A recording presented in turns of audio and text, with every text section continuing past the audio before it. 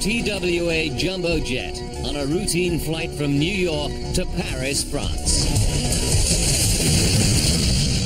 Suddenly, it explodes and plunges burning into the Atlantic.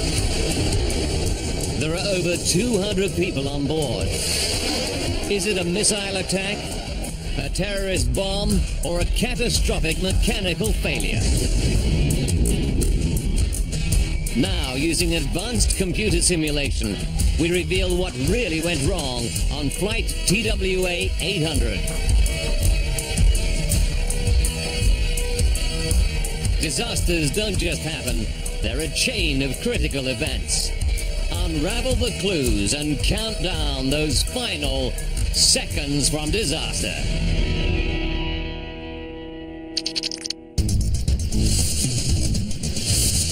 America, New York City.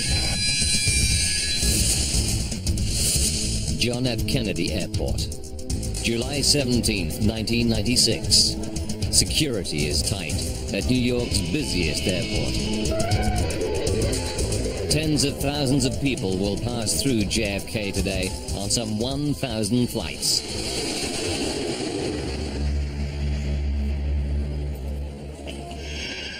They are all potential targets for terrorist attack.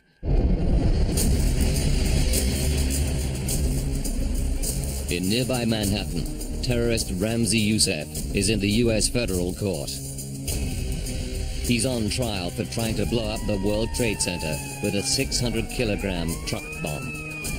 But he's also accused of masterminding a plot to kill hundreds of innocent people with bombs planted on 12 U.S. airplanes. The FBI knows that many members of Youssef's terrorist cell remain at large and could still target planes for attack. We were in a very high state of alert in the United States. We'd had numerous threats, hundreds of threats. Heading to JFK today are two young college students from Macon, Georgia. Becky Olson is 20 years old. She's been best friends with 19-year-old Michelle Becker since high school. Do you think we're gonna fit on this side here? They're excited. Today they'll fly to Paris for a friend's wedding, followed by a backpacking holiday around Europe. The girls' parents have given the trip their blessing. They were very excited to be going. They just knew it was going to be a wonderful new adventure. They thought that this was just going to be the best thing since chocolate cake. This will be an extra special trip. Michelle's dad, Walter Becker, has saved enough air miles to upgrade the girls to first class. Back then, first class was first class, and I felt that they would really enjoy that, both going and returning back home. 4:31 p.m. The Boeing 747 that will become TWA Flight 800 to Paris arrives at JFK. It's 25 years old and has more than 16,000 flights under its belt. Tanker trucks move in to fuel up the plane. The ground crew pumps 114,000 liters of Jet A fuel into the 6 wing tanks. It's more than enough to fly to Paris. The biggest tank, the center wing tank, can stay as it is, almost empty. Just outside Baltimore, Maryland, 29-year-old Jamie Hurd finishes up last-minute chores at the family garage. Yeah, okay, you pick it up Tuesday. How's that? All right, thank you very much. Bye-bye. Since joining 2 years ago, Jamie has computerized the office for his dad, Jim. You know, he kind of brought us into the present age, from the dark ages. Jamie is flying to Paris to hook up with his girlfriend, Hope, who's in France on an exchange visit. It's his first flight to Europe.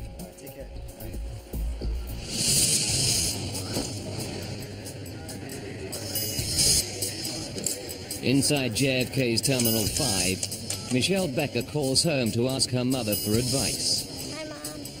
TWA is offering cash incentives for passengers to take a later flight. Do you think we should take the bump flight? Because I think we can get some money. What do you think? It's a tough dilemma. The girls don't want to risk losing their free upgrade, but as students, they could use the money. 6 p.m. 212 passengers board Flight 800 in good time for a 7 p.m. takeoff. Among them is Jamie Hurd. He's only 8 hours away from seeing his girlfriend Hope. In charge of the crew this evening is Captain Stephen Snyder. With 4,700 hours of flying time on 747s, he's one of TWA's most experienced pilots. Flying alongside Snyder is Captain Ralph Kevorkian, another TWA veteran.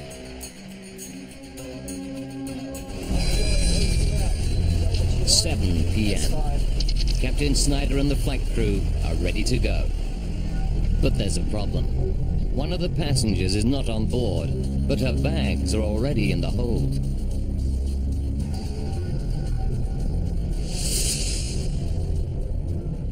In 1988, Pan Am 103 exploded in mid-air over the town of Lockerbie in Scotland, killing 270 people.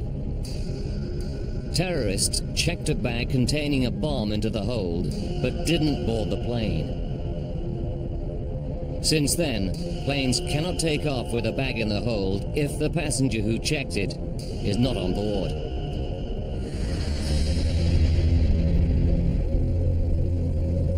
The plane is delayed while ground staff hunt for the missing passenger. Outside, it's 28 degrees Celsius, and on the asphalt of the apron, the jumbo is getting hot. As the minutes tick by, air conditioning units under the fuselage keep the passengers cool. 50 minutes go by, and there is still no sign of the mystery passenger. At 7:59 p.m., gate personnel contact the crew. TWA Flight 800, sorry about that delay. We have confirmation that the passenger is on board. They were on board the whole time. 8:19. At last, Captain Kevorkian throttles up the 747. Flight 800 lifts off an hour and 20 minutes late. TWA 800's flight path will take it through some of the most congested airspace in the USA. It will also skirt the boundary of a US military zone to the south. Air traffic control keeps flights well clear of any restricted airspace during weapons testing. 8:31. Flight 800 climbs into the evening sky. Eastwind Airlines pilot David McLean is flying a 737 into Trenton, New Jersey. He sees the jumbo jet ahead of him. It was a nice night, good visibility. There's a lot of traffic going out there, so you always got to keep your eyes out.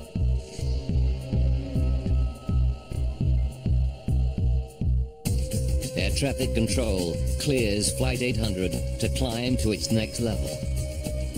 TWA 800, heavy turn left heading 050, vector climbing around traffic. Climb to 15,000. Crew and passengers settle in for the flight. Then, suddenly...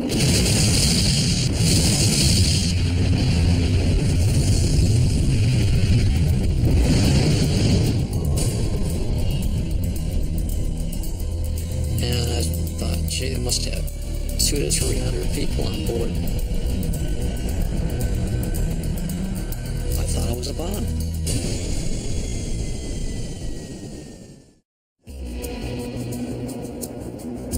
minutes out of JFK on a routine trip to Paris. TWA Flight 800 explodes in a huge fireball.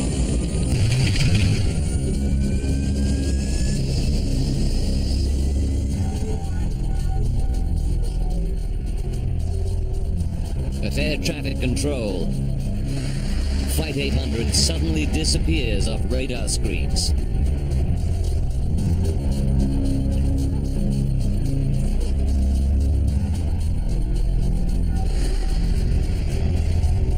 East Wind's pilot, David McLean, reports in to air traffic control. We just saw an explosion out here, about 16,000 feet.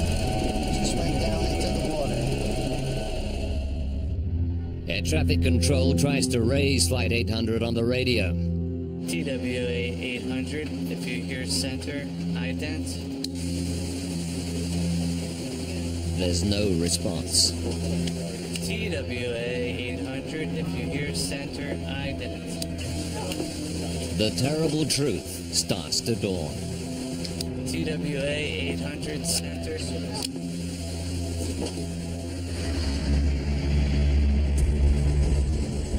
Thousands of meters below, a helicopter from the Air National Guard flying on a training mission is caught beneath the blast.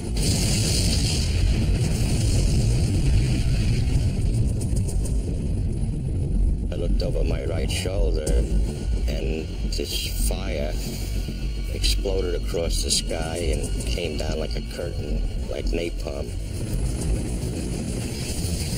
Flaming aircraft debris starts to fall all around them. Some of it was still on fire. We actually saw embers. Now the helicopter crew is in danger. If debris hits the rotor blades, they too could crash into the water. We had to get out of there. The helicopter makes it away safely. They race to get help.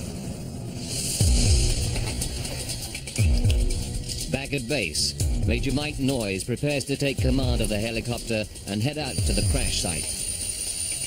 Well, obviously the adrenaline's starting to flow. I'm thinking we're going out to search for survivors. He knows that it is possible to survive a plane crash into water.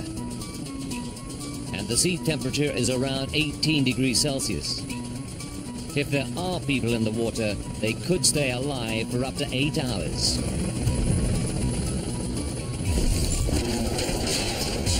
The Coast Guard at East Mauritius, Long Island, gets the word that a plane has gone down. Stand by your lines. On the way, 03 POB. They speed out to sea.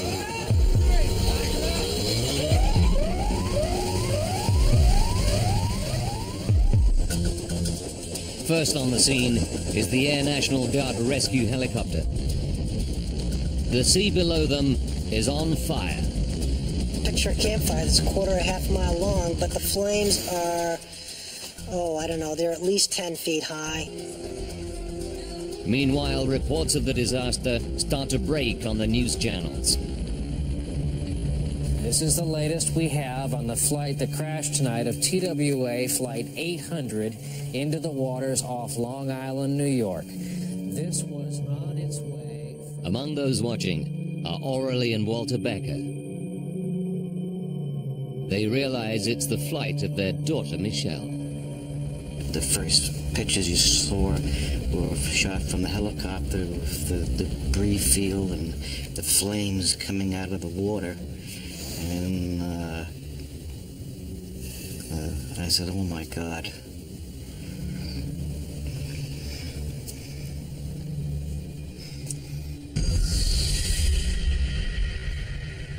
But then Aurelie Becker remembers Michelle's last-minute phone call from the airport. Do you think we should take the bump flight?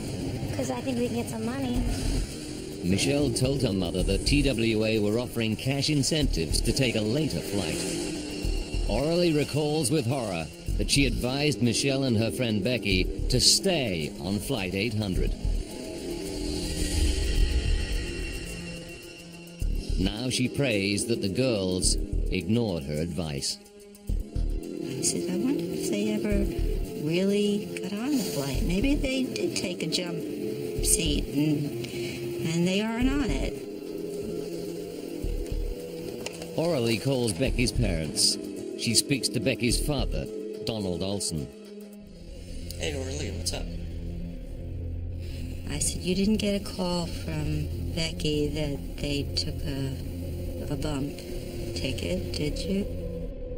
Donald says no. The girls didn't call. And Arlie said, there's been a plane crash. Turn on CNN. A 747 aircraft has exploded in midair about 20 miles south of New York's Long Island into the Atlantic Ocean. The families realize Michelle and Becky did get on the flight. Now all they can do is helplessly watch the horrifying scenes. But they still hope that their girls may have survived the crash.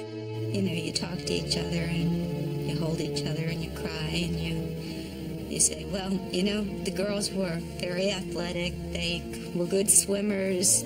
Search and rescue, we know, is a nightmare. They are looking for people who survived this. I just told Becky to swim hard. All night long. Families all over the United States and beyond endure a waking nightmare. Their only hope that somewhere in the darkened water, their loved ones cling on to life long enough to be rescued. After 3 hours of searching, none of the hundreds of rescuers can find a single survivor. They've covered 13 square kilometers of ocean. It's now clear that all 230 people on board died in the crash. The helicopter rescue team heads back to base.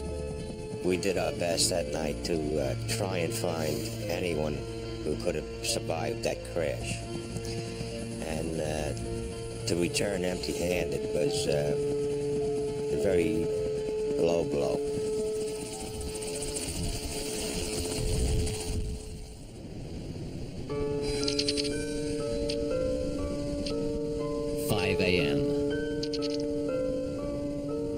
The sun rises on an ocean littered with the remains of Flight 800. Boat crews bring pieces of wreckage to the Coast Guard station at East Mauritius. Rescuers have recovered 73 bodies, but no survivors. Jamie Hurd's father, Jim, realizes that any hope his 29-year-old son made it through alive is gone. It's not a good time in your life. You know, you're just really thinking about one thing. And to me, the one thing was that I was going to go get Jamie and bring him home.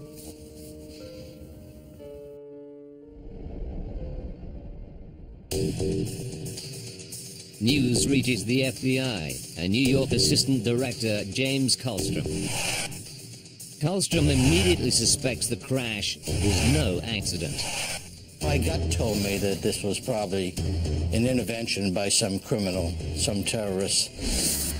Less than 12 hours after Flight 800 plunged burning into the water, investigators surveyed the impact site.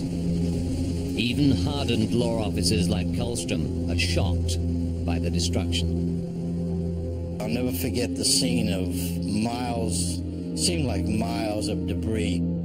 Pilots who were near the jet when it exploded tell FBI agents that the blast came out of the blue. But witnesses on the ground report something highly suspicious. We had 50, 60 people that had called in and said, I saw things in the sky. Some described them as ascending towards this fireball. Over time, 258 people tell the FBI they saw something streaking through the sky at the moment the 747 was lost. I followed the streak of light, red-orange in color, moving from my left center to my further left. 2 people even caught an image on camera. One photo shows a mysterious trail in the sky. The other appears to show an object shaped like a missile. Karlstrom faces a horrifying possibility.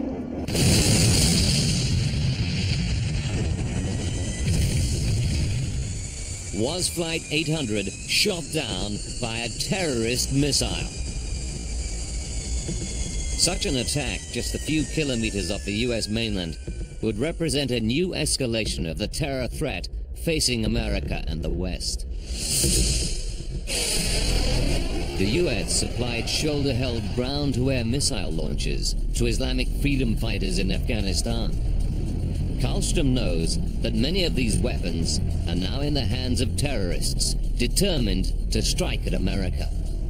But the launches only have a range of 8 kilometers. Since Flight 800 came down 13 kilometers from land, a missile of this type could only have been fired from the ocean.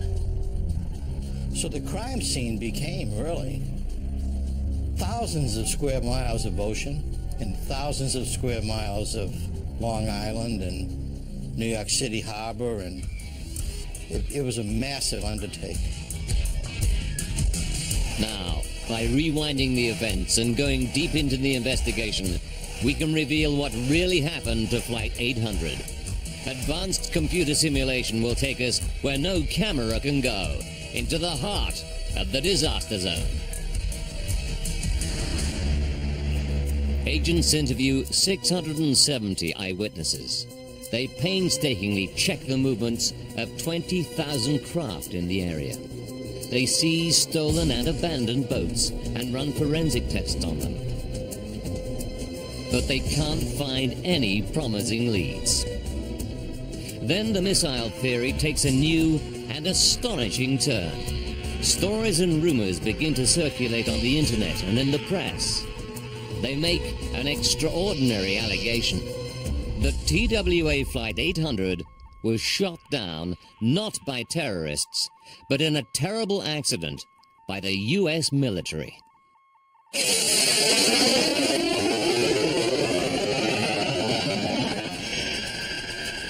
Karlstrom learns that there were 8 military ships, 8 submarines, and 5 military planes within 550 kilometers of the crash site. A P-3 plane and a sub were in the middle of training exercises. He orders dozens of FBI agents to scrutinize all their logs. After weeks of checking, they verify that no missiles were unaccounted for. No missiles were fired that night. The FBI also check out the 2 suspicious photographs. They find that in one, the photographer was facing in completely the opposite direction to Flight 800.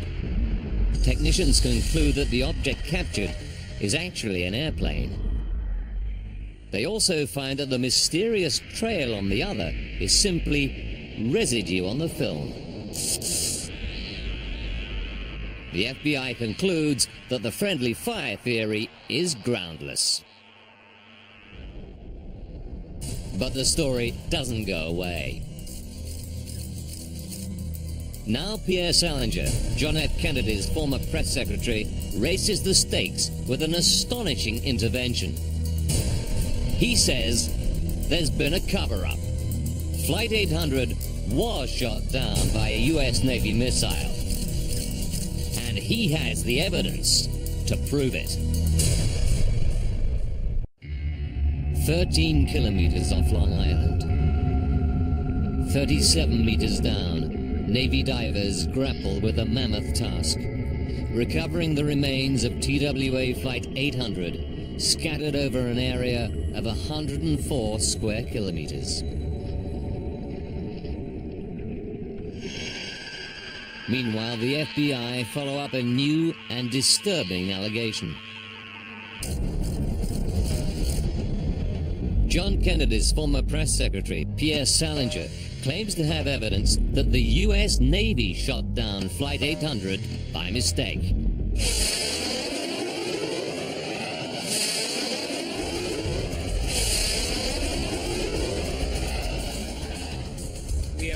reached the point where we are totally sure that what we're saying is true. He produces an air traffic control radar tape showing a mystery object close to the doomed jet. What we see here is a missile about to hit TWA 800. Many people suspicious about the crash support Salinger's claims. His thesis points to the missile being fired by the USS Normandy, an Aegis-class missile cruiser which was at sea 340 kilometers south of Long Island. The FBI re-examines U.S. Navy activity in the area. It quickly finds that the USS Normandy was at least 160 kilometers beyond the range from which its missiles could hit Flight 800. We accounted for every piece of ordnance on the Normandy and every other military ship in the region. We looked at every submarine under the ocean. We looked at every aircraft transiting the area, even though they were not capable of shooting a missile and taking an airplane down. But they find nothing.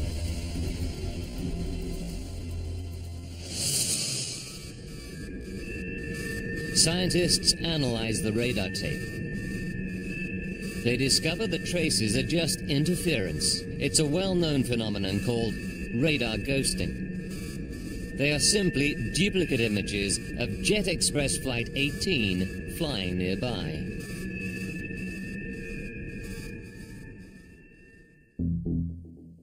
The friendly fire claims cost thousands of hours of investigators' time. An exasperated Karlstrom lambasts the conspiracy theorists at a news conference. I can assure you that we've looked at every angle, every possibility, and the military of this country has had nothing to do with this horrendous tragedy. A terrorist bomb or missile is still one of the chief suspects for the loss of Flight 800. But the only way of finding out for sure what downed the plane is to analyze the wreckage.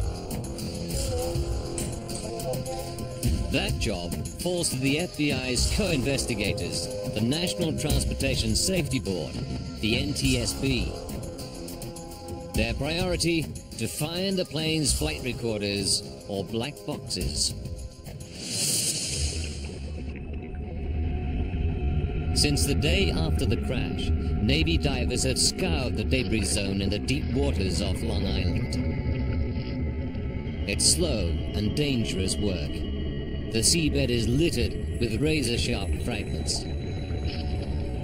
6 days into the search, and there's no sign of the black boxes. It's possible that ocean currents have buried them in the sand.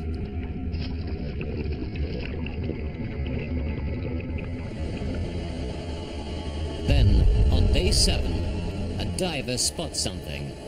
A flash of orange. The cockpit voice recorder. That's it. You see the beacon right on it? You want to take a picture of it? Right. It's the cockpit voice recorder.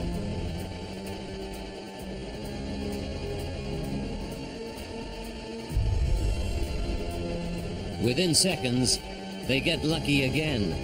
The flight data recorder lies just meters away. They got both of them? Holy cow! Divers quickly bring the boxes to the surface. To prevent damage by oxidation, they keep them submerged in salt water. For NTSB investigator Bob Swain, it's a potential breakthrough. As the divers bring the boxes up, the NTSB side of the staff, we typically get pretty excited. But there's a problem. The boxes are twisted and broken open from the massive impact. Investigators fear that there's little chance the tapes inside will have survived. But they rush them to NTSB headquarters.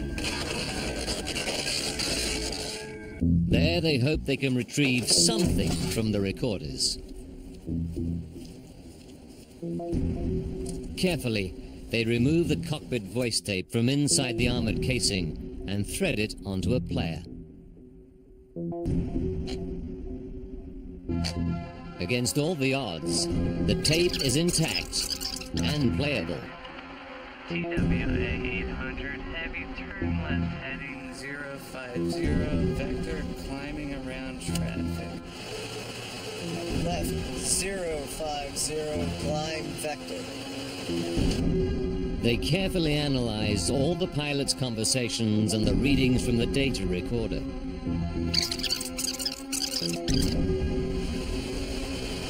Stop climb at 13,000. And the electric?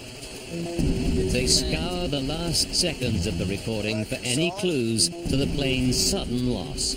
Climb to 15,000. But at 8:31 and 12 seconds, the recording cuts off suddenly. Whatever happened to Flight 800, the pilots had no time to react. The excitement of the find turns to bitter disappointment. The voice recorder, and the same with the data recorder, really told us nothing. Now the investigators must rely entirely on the salvaged wreckage of the doomed jet for clues. If Flight 800 was brought down by a bomb or a missile, it would leave evidence behind. NTSB metallurgists examine the fragments under scanning electron microscopes. They're looking for the distinctive micro-pitting which high explosive leaves on metal surfaces.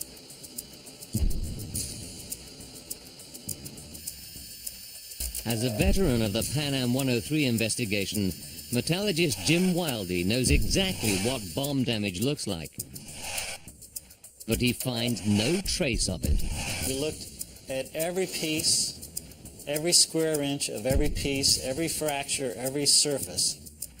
Each piece as it came in was examined in detail for evidence of a bomb or explosion, and there simply was no evidence of that type on the TWA aircraft.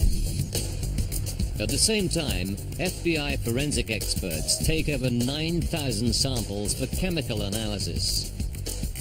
They know that traces of explosive can survive even underwater. For weeks, they too find nothing. But then, the FBI makes a momentous discovery.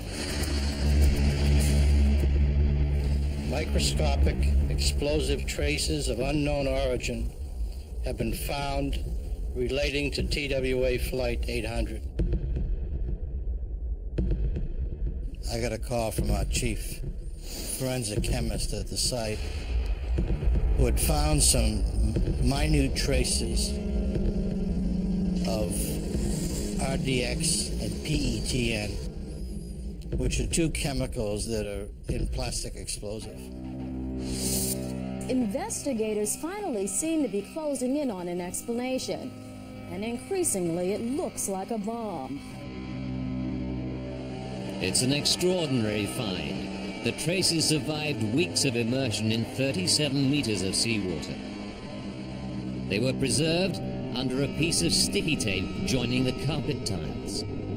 It's compelling evidence for a terrorist bomb on board Flight 800. But Karlstrom is skeptical.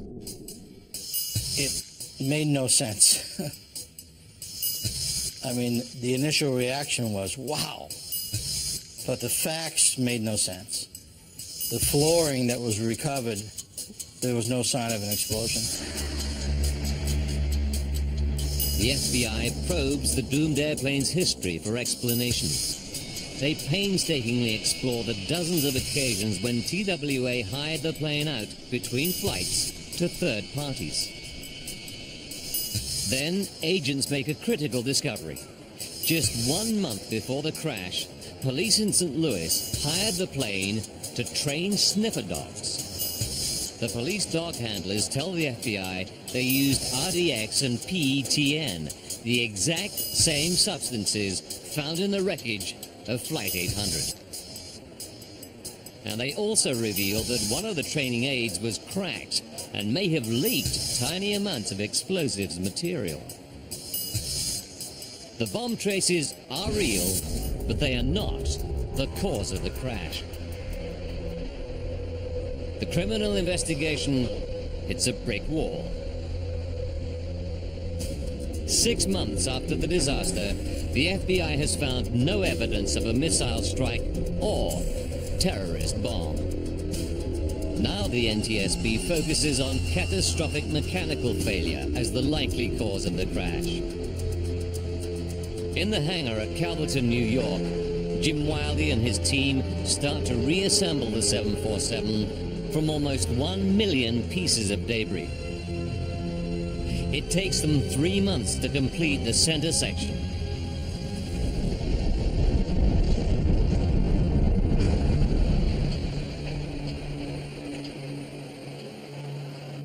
The fuselage is riddled with fractures. To trace where the plane's breakup started, Wildey first needs to calculate the sequence of the fractures. All of these early fractures stemmed from one location, and that was right here in the fuselage, just in front of the front spar, near the bottom of the airplane.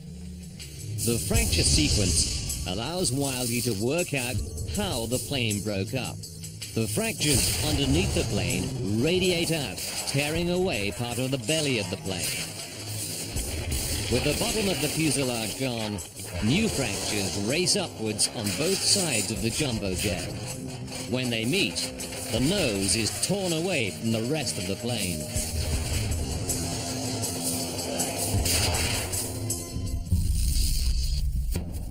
Now Wildey must find what triggered the initial fracturing. He looks behind the spot where the fractures begin. It's the site of the 747's biggest fuel tank, the massive center wing tank. It's as big as a 2-car garage. Panels of aluminium, called spanwise beams, divide the space into sections. Wildey hunts for clues. Inside the tank, he discovers something disturbing. A series of dents in the front of the tank, known as the front spar.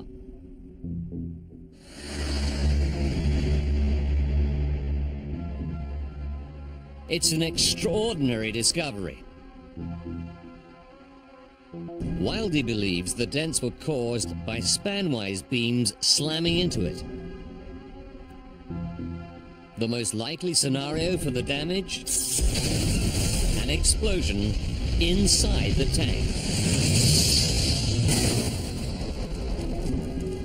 This impact damage, it fractured, it buckled, and it damaged these stiffeners and started the breakup of the front spar, and then the continued breakup of the airplane from this point.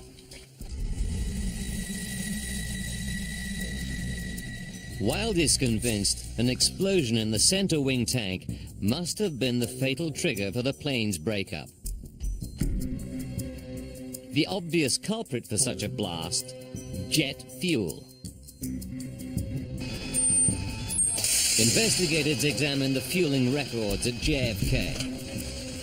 They find that the ground crew left Flight 800's center wing tank almost empty, with just 190 liters of Jet A fuel in it. That's just a puddle in the bottom. It seems a small amount of fuel to cause such extensive damage. But Wildey knows that Jet A fuel has unusual properties, as this footage, taken at Federal Aviation Authority testing labs, shows.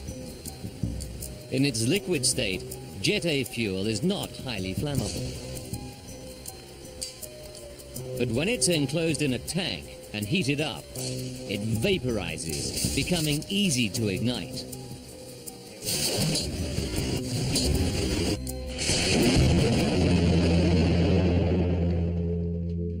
Now investigators must discover whether the fuel in Flight 800's center wing tank could have been heated to flash point. They know that right underneath the center wing tank, lie the plane's air conditioning packs. They produce cool, breathable cabin air using hot air taken from the jet engines.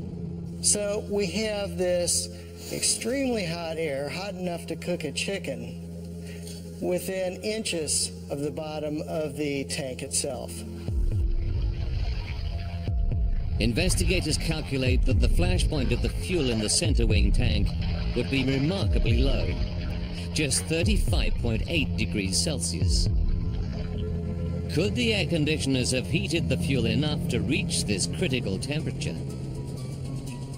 To find out, NTSB and FAA scientists mount an audacious experiment to restage Flight 800. They fill the center wing tank of a 747 with 189 liters of Jet A fuel and fit it with 90 temperature sensors. The plane sits on the tarmac with the air conditioning on for 2 hours and 45 minutes. Then the 747 takes off. It follows the same ascent profile as Flight 800.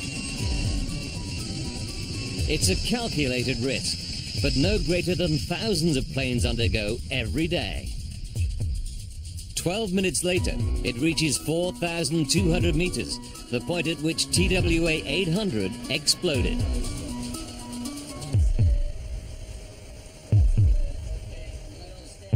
Investigators examine the readings from the temperature sensors. What they find horrifies them. The temperature in the center wing tank is 53 degrees Celsius, a full 17 degrees past the fuel's flash point. The test flight conclusively showed that the center wing tank had become flammable. To confirm that it could cause a blast strong enough to rupture the reinforced aluminium center wing tank, engineers build a 1/4 scale model. They fill it with jet fuel vapor. Then they ignite it.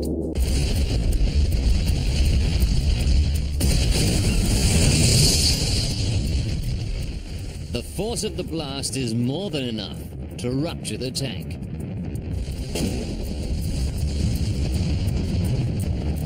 The tests were able to show the pressures that could develop in the tank to the point that it would burst. But investigators are mystified about what might have ignited the fuel vapor. They know there were 7 in-flight fuel tank explosions in the previous 33 years.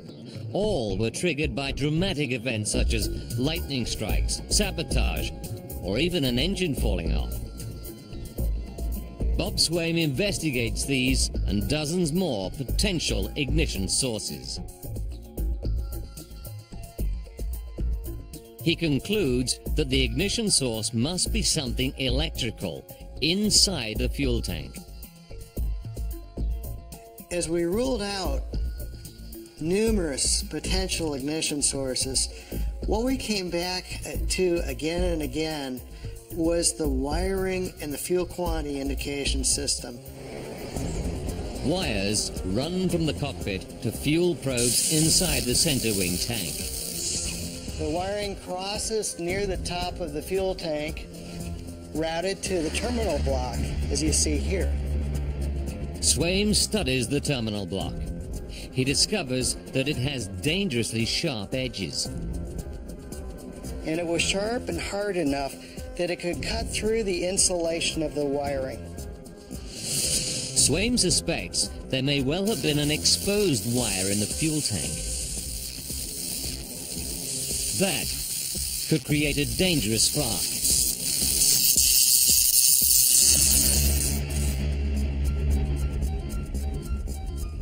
But there's a puzzle.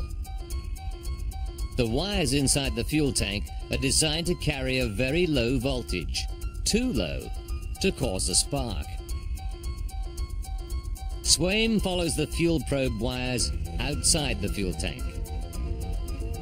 Here they join high voltage wires for the cabin lights and other aircraft systems which run in bundles through the belly of the 25-year-old plane.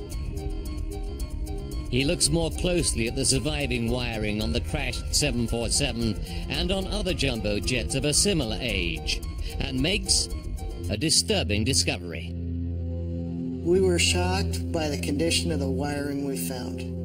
Swaim finds the remains of fluid spills and sharp metal shavings among the bundles of wire. He also finds chafed wires, wires repaired with tape, and even some with cracked insulation.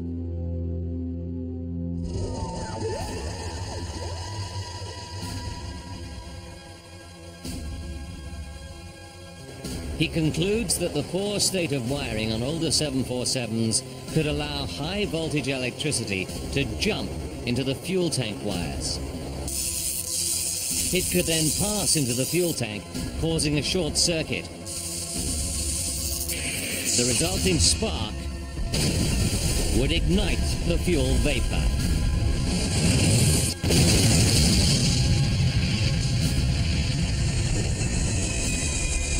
Investigators know there are some 1,200 other 747s in service around the world. Any one of them could be flying with a fatal flaw, putting thousands of passengers in serious danger.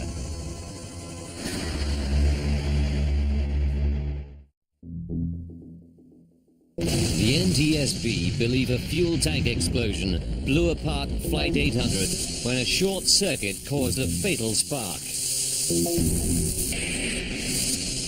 But they have no proof. Short circuits often leave no physical trace in wiring. Their one hope of proving the theory is the plane's black boxes, which hold the only surviving flight data. 800, heavy turn left heading 050, vector climbing around traffic. The 13-minute cockpit voice recording seems unremarkable. Climb the 15,000. But as they replay the tape, investigators hear something intriguing. Just before the recording cuts off, there are two minuscule pauses. They're each just 2 microseconds long. But they're telltale signs of a momentary loss of power to the recorder. It's an astounding discovery. The pause in the recording backs the investigators' theory that there was a short circuit on Flight 800. And it could happen on any one of 1,200 other 747s in service around the world. It's the final piece of the puzzle. Investigators now know the probable chain of events that triggered the loss of TWA Flight 800. What tore apart a 300-ton jumbo jet just 12 minutes into a routine flight and left 230 passengers and crew seconds from disaster? 12.5 minutes to disaster. Flight 800 takes off. Air conditioners have been keeping passengers cool during the delay. But they've also heated the Jet A fuel in the center wing tank to flash point. It's now filled with almost 50 cubic meters of highly explosive fuel-air mix. The 747 is a flying bomb.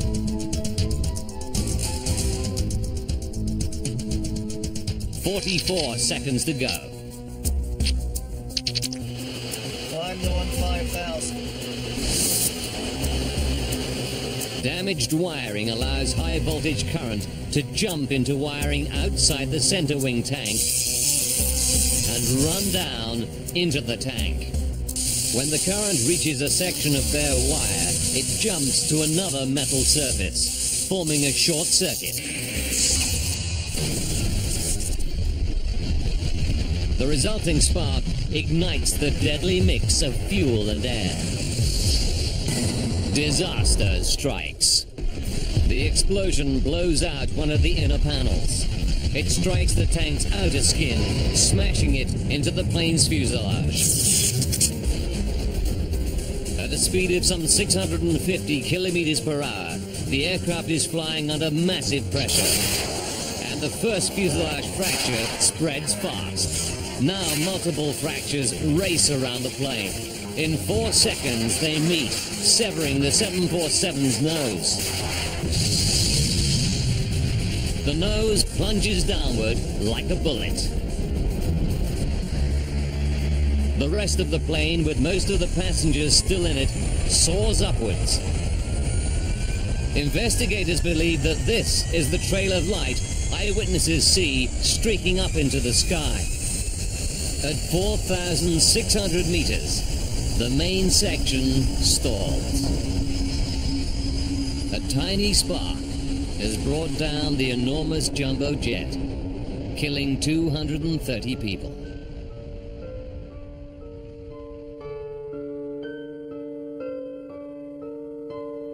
It's over a year before remains of all the crash victims are identified, most by using DNA analysis. The families of the victims band together to build a memorial to their loved ones on Long Island. The monument in Smith Point is a labor of love. They got a piece of black marble that they made the centerpiece of it, inscribing all the names on the front.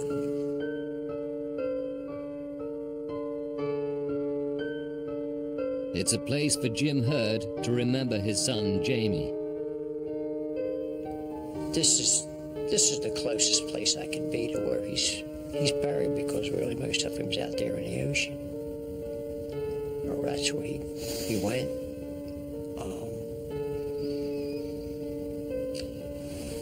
When the fog begins to roll in, or at the very early morning when the mist is gently there, you can feel the presence of souls.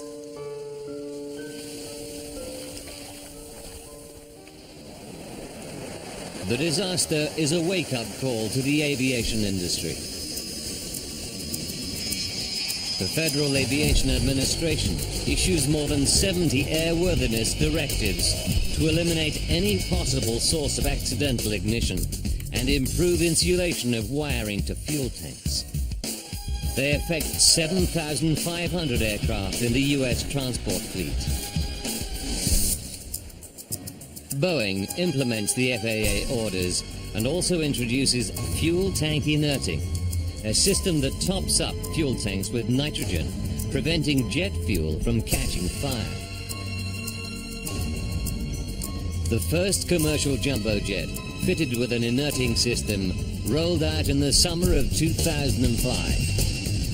And starting from 2007, all new Boeing 7 Series planes will feature the new technology.